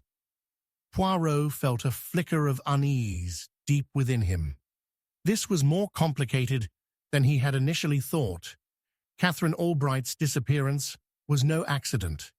She had known something, and she had been silenced before she could reveal it. But who had silenced her, and why? The investigation led Poirot down a series of increasingly twisted paths. Catherine's disappearance was not the only mystery. There were secrets buried deep within the Forsyth household that no one wanted to acknowledge. As Poirot dug deeper, he discovered a network of lies, a labyrinth of betrayal that twisted around Lady Forsyth, Wilkins, and even Catherine herself. The first twist came when Poirot uncovered a hidden room in the manor, an old forgotten space tucked away behind a bookshelf. Inside, he found a set of diaries, each one chronicling the dark dealings of the Forsyth family. The diaries detailed not just financial ruin, but a series of illicit affairs, hidden pacts, and the murder of a business partner years ago. It seemed as though the Forsyth family's wealth had been built on the foundation of betrayal. But the most startling revelation came when Poirot found a letter hidden in the pages of the last diary. It was from Catherine Albright herself. The letter detailed the truth behind her disappearance and the final betrayal. In the final act of the drama, Poirot brought the gathered suspects into the drawing room. Lady Forsyth, Wilkins, and even the butler, who had been an unlikely figure in the investigation, stood before him, their fates now intertwined. Poirot's voice rang out, cutting through the tension. "The truth is simple," Poirot said, his eyes piercing each of them. "The letter you sought to destroy, Lady Forsyth, contained a secret far worse than anything you've imagined. It revealed the true killer, the one who had not only orchestrated your husband's death, but had done so in order to protect themselves from a far greater scandal." The room was silent as the pieces fell into place. Lady Forsyth's face drained of color as the final twist emerged. The one who had killed Lord Forsyth was none other than her own brother, Edward Wilkins. His affair with Catherine had been the final straw. When Catherine found out about his involvement in the murder, he killed her to keep her quiet. In the end, Poirot's calm demeanor betrayed no emotion, but his eyes spoke volumes. "Ah, human nature," he murmured. "It is always the same. Betrayal, greed, ambition. They never change." As Wilkins was led away, Lady Forsyth stood in stunned silence. Her world had come crashing down, her secrets exposed for all to see. Poirot's gaze lingered on her for a moment, and then, with a final dispassionate glance at the room of secrets, he turned and walked away. The storm had passed, but the darkness, the betrayal, and the twisted games of power lingered long after the clock stopped ticking. Chapter 10. The Unexpected Visitor. The wind howled through the cracked window, rattling the glass as the rain lashed against the old manor. The flames in the hearth flickered uneasily, casting twisted shadows upon the walls. Suddenly, a sharp knock at the door cut through the gloom of the room like a dagger through the night. It was a sound so unexpected, so discordant with the eerie silence that had enveloped the manor, that it made Poirot's heart skip a beat. He had been expecting nothing, no visitors, no interruptions. Yet, here it was. "Come in."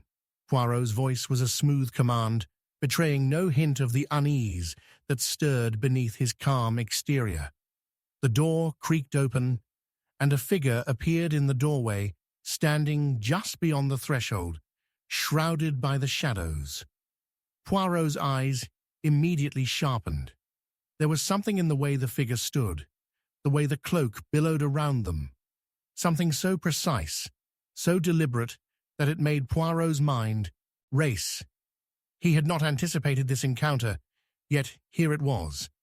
And then the figure stepped into the light. It was a woman, tall, with long dark hair that framed a face so perfectly composed it almost seemed unreal. She stood still, her eyes gleaming with an unsettling clarity, and she held a letter in her hand, the edges worn with age. Poirot's gaze flickered between the woman and the letter. There was something about her, something familiar, yet entirely out of place in this moment. "You are not who I expected," Poirot said, his voice quiet, his French accent precise. "But then, when is anything ever what we expect, n'est-ce pas?" The woman did not speak for a moment, but instead she looked at him with a peculiar expression, a mixture of suspicion and desperation. "I did not come here to cause trouble," she said, her voice smooth but edged with urgency. "I have information that could change everything." Poirot did not move. His eyes never left her face. "Information? And yet you choose to bring it to me, of all people." The woman hesitated, glancing behind her as if to check that no one was following. "There is something you must understand, something hidden in the very walls of this house, a secret, one that has been buried for years."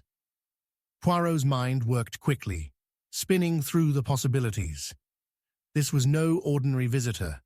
She had the air of someone who had lived a life of secrets, of hidden truths that could destroy everything they touched. Poirot knew well the weight of such knowledge. He had seen it before, in many faces, many eyes, but never had it appeared so cold, so determined. "And what, madame, is this secret you speak of?" Poirot asked, his voice growing colder, more controlled. He was no stranger to secrets. They were often the key to unlocking mysteries. But this woman, this unexpected visitor, seemed to hold one that could unravel more than just the case at hand. The woman stepped closer, her eyes never leaving Poirot's, as if trying to gauge his every reaction. "It's about the death of Lord Forsyth," she said, her voice barely above a whisper. "You think you know who did it, don't you? You've been looking at all the wrong people, Poirot." Poirot's heart skipped, but his face betrayed nothing. "Ah, but it is always the case, madam. I look, and I look carefully. I find the truth, whether it is hidden in plain sight or buried deep beneath layers of lies." She gave a sharp, almost humorless laugh. "Not this time. The truth is not where you think it is. The one who killed Lord Forsyth is someone you've never suspected, someone so close to him that it will tear this entire house apart when the truth comes out." Poirot's mind was already racing, his fingers tapping rhythmically on the edge of his chair. "You speak in riddles, madame. I do not deal with riddles. I deal with facts. And your visit—" Before he could finish, the woman interrupted, her voice now trembling. "The letter," she said urgently, holding it out toward Poirot. "It's all in the letter. You must read it. You must understand." Poirot extended a hand and took the letter from her, his eyes never leaving her face. It was sealed, but it was not the seal that caught his attention. It was the handwriting. It was unmistakable. A name, familiar but long forgotten, was scrawled across the front of the letter, the name that had once been attached to the heart of the Forsyth family's downfall. For a fleeting moment, Poirot's thoughts were swallowed up by the past, but he pushed the feeling aside with the practiced ease of a seasoned detective. He could not afford distractions.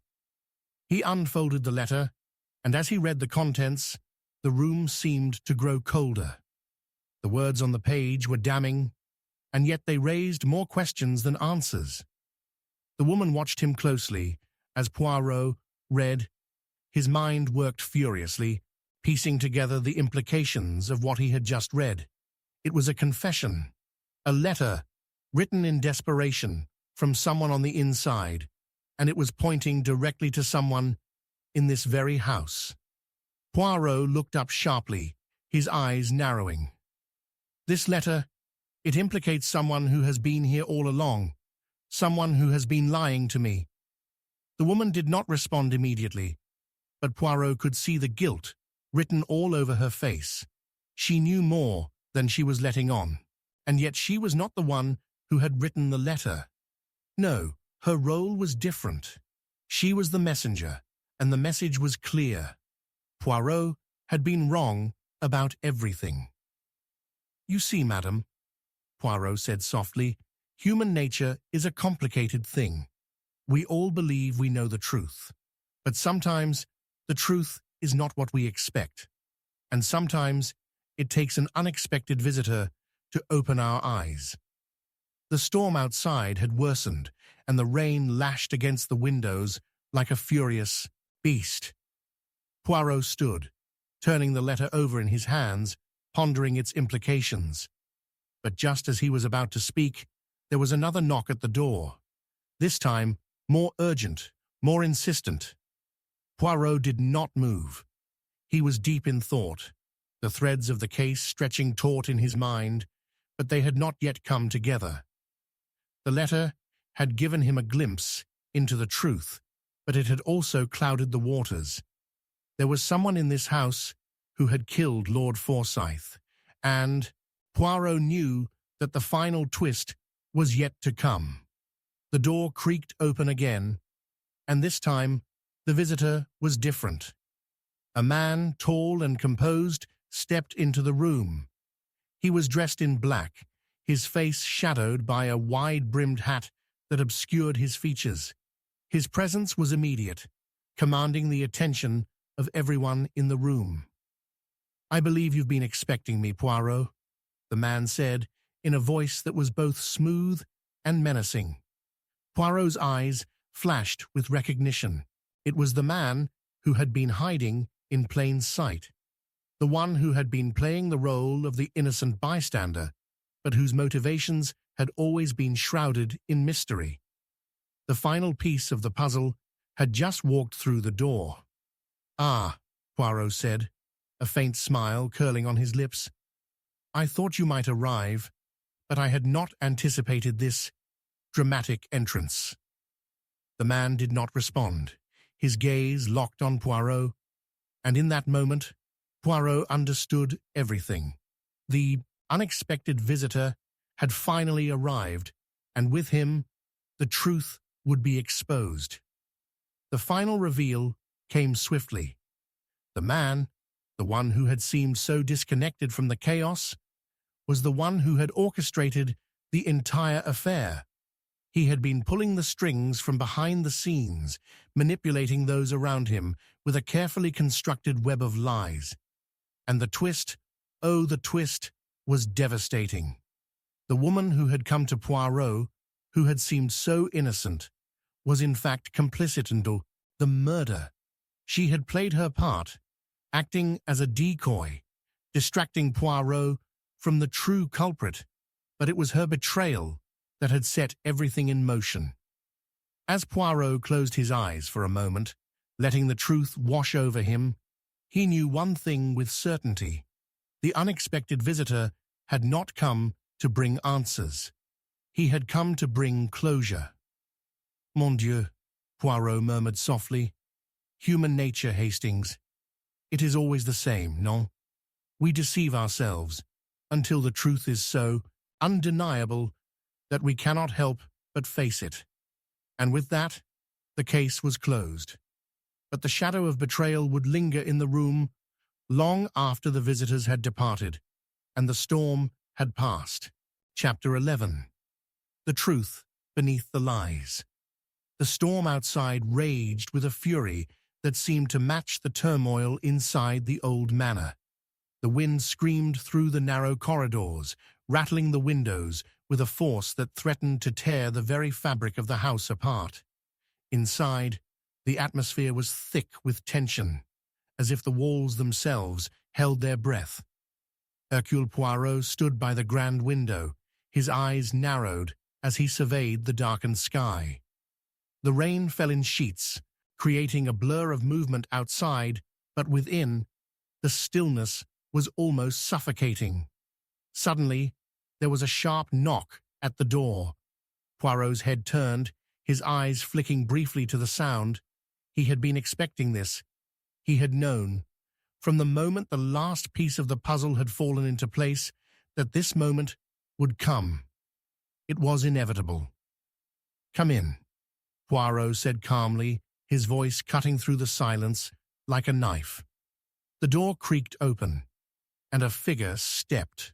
Inside, it was a man, tall, broad-shouldered, with a face that betrayed nothing but the weight of something unspeakable. Inspector Kent, the local detective who had been assigned to the case, walked into the room with a deliberate slowness, his eyes darting around as though searching for something. His coat was soaked, his hat dripping with rainwater. "You have news?" Poirot asked, his tone cool and measured, but his gaze sharp. He could already tell by the man's posture that something was wrong, that the case was about to take an unexpected turn. Kent's lips parted slightly, as if he were about to speak, but found the words stuck in his throat.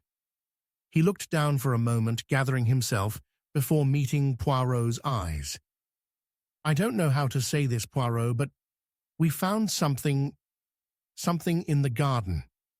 Poirot's heart skipped a beat, though his expression remained unchanged. "Go on." Kent took a deep breath, clearly struggling with the weight of the revelation. "A body," he said, his voice a whisper, the words sinking into the room like stones thrown into a still lake. "A body buried under the old oak tree. It was hidden there for years. It's—" Poirot raised a hand, his mind already spinning. "Not just a body, I presume?" "No, mon ami, there is more to this. You say it has been there for years, then I must ask, whose body? And what does this have to do with the death of Lord Forsyth?" Kent hesitated again, his brow furrowing. He did not answer immediately, and Poirot could see the unease creeping across the inspector's face. "It's the body of a woman," Kent finally said, his voice barely audible. "And she looks like she's been dead for some time. We found a ring on her finger, engraved with the Forsyth family crest." Poirot's mind raced. This was no ordinary discovery. This was not just another victim, another unfortunate soul lost to the chaos of the world. This was a piece of the Forsyth legacy, something long buried, hidden beneath layers of deceit.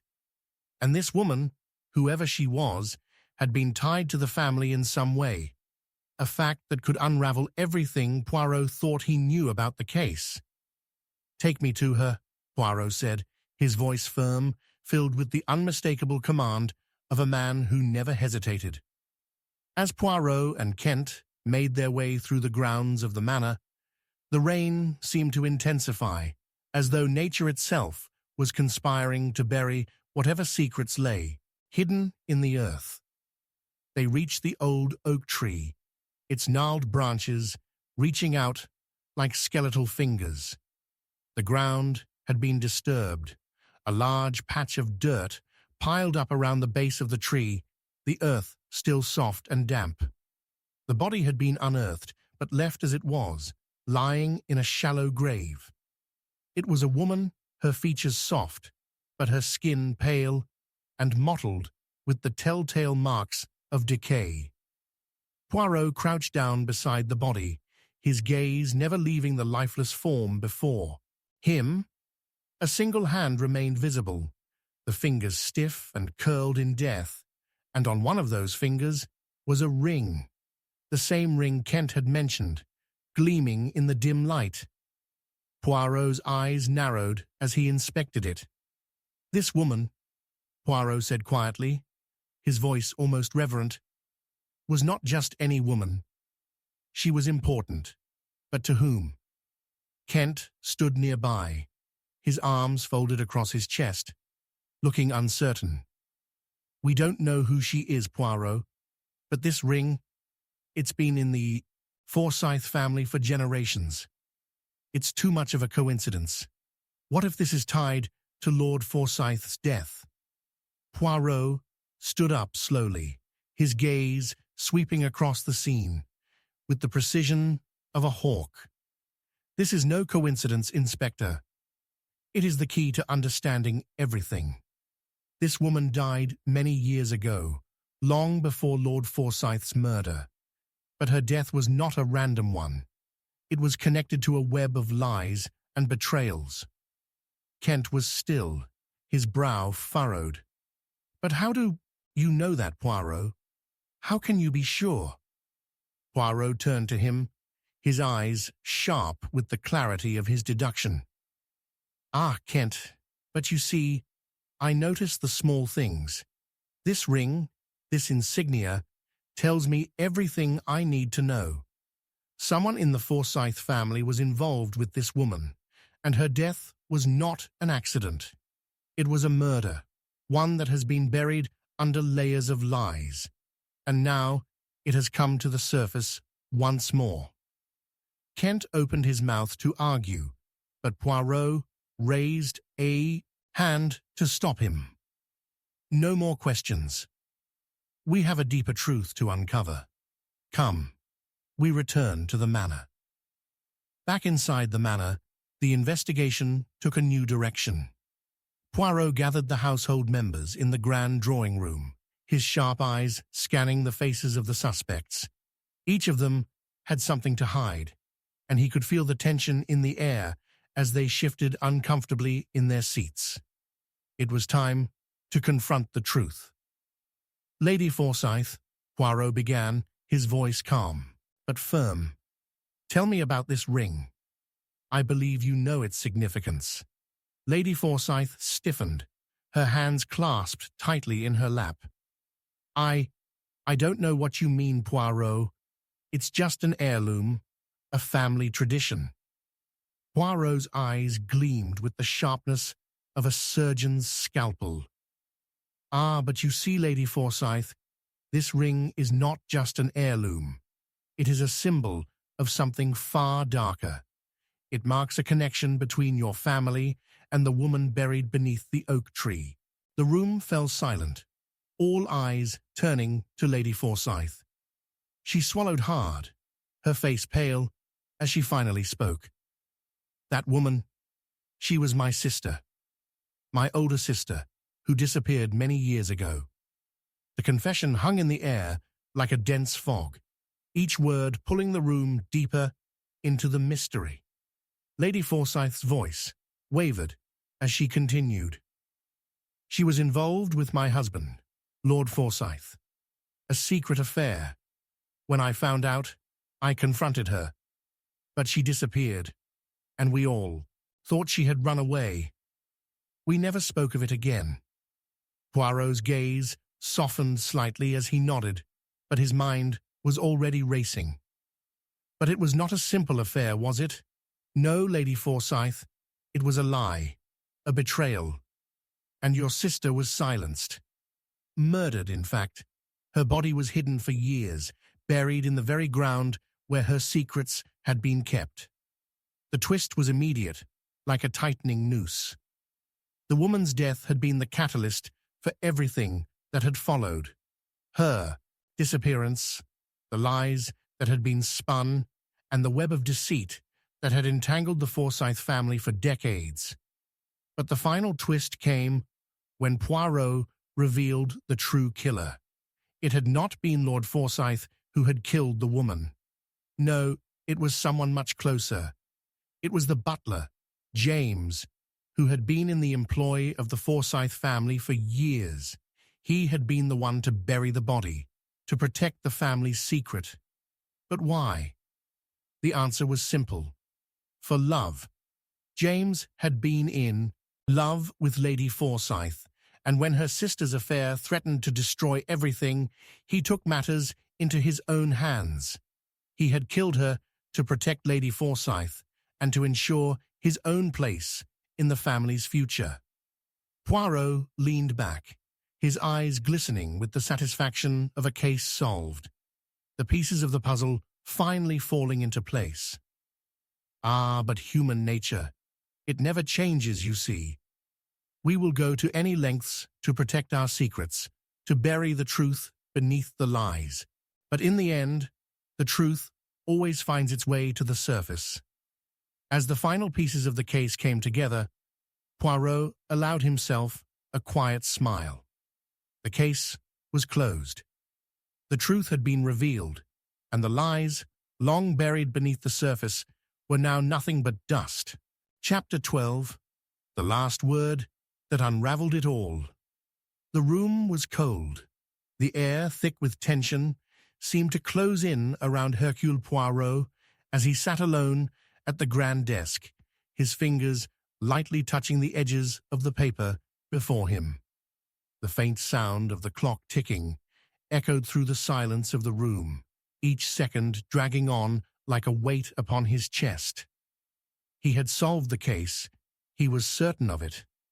But there was something more, something still lingering in the air, like a shadow that refused to be banished by the light. The door creaked open, and a figure stepped inside. It was Lady Forsyth.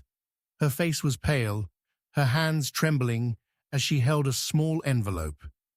It was addressed to Poirot, in handwriting that was unmistakable. The same handwriting that had been on the letter found beneath the oak tree. The same handwriting that had once betrayed the Forsyth family's darkest secret. Poirot stood as she approached, his eyes never leaving the envelope. In her hand. "I trust, mademoiselle, that you have come to tell me something of great importance," he said, his voice calm, but filled with the sharpness of a man who had already pieced together most of the puzzle. Lady Forsyth did not respond immediately. She seemed lost, her eyes glazed over, as though the weight of everything that had transpired had finally caught up with her. The events of the past days, the discovery of the body in the garden, the confessions, the lies, had shattered her, but Poirot knew better than to assume that anyone could be broken completely. There was always something left, some thread of truth that remained untold. "This letter," she finally whispered, her voice cracking. "It was hidden in the attic. I didn't know it existed until now." Poirot's gaze sharpened. "Hidden, you say? But why? Why would anyone hide the truth when it is so clear?" Lady Forsyth's eyes filled with tears as she spoke, her voice barely above a whisper. Because it wasn't just the truth. It was the last piece of the puzzle, the final word that could have ruined everything. Poirot took the envelope from her with deliberate care, his fingers brushing against the paper. He knew that this was it, the moment that would reveal the last, devastating truth, the final twist in a case that had already been full of them. He tore open the envelope, and as he unfolded the letter inside, his eyes scanned the words quickly. His heart skipped a beat as the words struck him like a blow. It was a confession, and it was a name. "James," Poirot muttered under his breath. Lady Forsyth's face went pale, and she stepped back, as if the name alone had struck her like a physical blow. She clutched the edge of the desk for support. You know who it is, don't you?" Poirot nodded slowly, his eyes never leaving the letter. "I do, mademoiselle. The truth has been in front of us all along, hidden beneath layers of lies. James was not merely the butler, as we assumed. No, he was much more than that." Lady Forsyth seemed to gasp as the weight of Poirot's words settled upon her. But he was so loyal. He never showed any signs. I trusted him. Poirot's sharp gaze flicked to her, his eyes piercing. Ah, but it is always the same, madame. Trust can be deceiving. Loyalty is often the mask worn by those who seek to manipulate us. James did not kill your husband because he was a servant. He killed him because he was driven by a deeper, more dangerous motive. The clock ticked, the sound growing louder as if it were marking the final moments of the case. But why, Poirot? Why would James kill Lord Forsyth? Lady Forsyth asked, her voice trembling with a mix of disbelief and horror. Poirot placed the letter on the desk, his fingers lingering on it for a moment as he thought, James killed your husband because he knew the truth. He knew of the affair between Lord Forsyth and your sister. But more than that, he knew that the affair had threatened his position in your family. His loyalty was not to the family, it was to himself, and he would do anything to protect the secret that kept him in power. Lady Forsyth's face twisted in shock. But I thought he loved me. He seemed so devoted. Poirot's lips curled into a faint, almost sad smile. Ah, mademoiselle, but devotion can be a dangerous thing. Sometimes it is not love that drives a man, but ambition. James did not love you, Lady Forsyth. He loved the life your family afforded him. And when that life was threatened by the affair, he took matters into his own hands. He killed Lord Forsyth, and he buried the body of your sister to ensure that the family would never learn the truth. Lady Forsyth collapsed into the chair behind her, her hands covering her face as the truth overwhelmed her. I never knew it was him. Poirot stood for a moment, his eyes flicking to the door as though expecting someone. No, you did not, and you would never have suspected him, for he wore the mask of the perfect servant. But now, mademoiselle, the mask has fallen. The door creaked open behind him, and James entered. He was tall, broad-shouldered, his face a mask of calm. But there was something in his eyes, something cold, calculating, that made Poirot's pulse quicken. This was the man who had orchestrated everything, the one who had pulled the strings from the shadows. Poirot, James said, his voice smooth but laced with an undercurrent of tension. I thought you would have left by now. Poirot turned slowly, his eyes locking onto James with the precision of a hawk. Ah, Monsieur James, Poirot said softly, his voice carrying the weight of the truth. I have not left, because I have finally discovered the last word that unravels everything. James stiffened, his jaw tightening. He did not speak, but his eyes betrayed him. The truth had been revealed, and there was no escaping it now.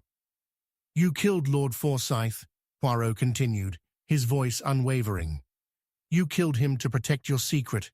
You killed him because you were not content with being a servant. You wanted more. And your loyalty to Lady Forsyth was not out of love. It was out of a desire to remain in the position you had worked so hard to attain. James's lips curled into a sneer, but Poirot could see the fear in his eyes. You don't know what you're talking about, Poirot. You've got it all wrong. Poirot stepped forward, his eyes narrowing. I know, Monsieur James. I know more than you realize. I know that you were the one who buried your lover's body. Your lover, who was once the woman Lady Forsyth cared for most. And I know that you did it because you believed that if the truth came out, you would lose everything. The room was still, the tension so thick that it could almost be felt in the air. James took a step back, his face hardening. You can't prove anything. Poirot's smile was slow, deliberate. I do not need to prove anything, monsieur. The truth is already evident. and you have already sealed your fate." There was a long pause before James spoke again, his voice low, almost defeated. "You don't understand, Poirot. I did it all for her, for Lady Forsyth." Poirot's gaze was unwavering, his voice soft but firm. "No, James, you did it for yourself. And now you will pay the price for your ambition. The truth is the last word, and it is always the one that uncovers all lies." James's shoulders slumped, the facade of the perfect servant finally collapsing under the weight of his own guilt. He had played his part, hidden behind the mask of loyalty, and now the truth had been exposed. Poirot stood by the window once more, the storm outside having finally subsided. The sky was clearing, and the first rays of dawn peeked through the clouds. The case was closed. The lies had been unraveled, and the truth was now clear to all. But as Poirot watched the light slowly fill the room, he couldn't help but feel a lingering sense of melancholy. "Ah, but human nature," Poirot whispered to himself. "It never changes, does it, Hastings? We deceive ourselves until the truth finds its way out, inevitably." And with that, Hercule Poirot turned and walked away, leaving behind the tangled web of lies that had once ensnared them all. The truth, at last, had prevailed,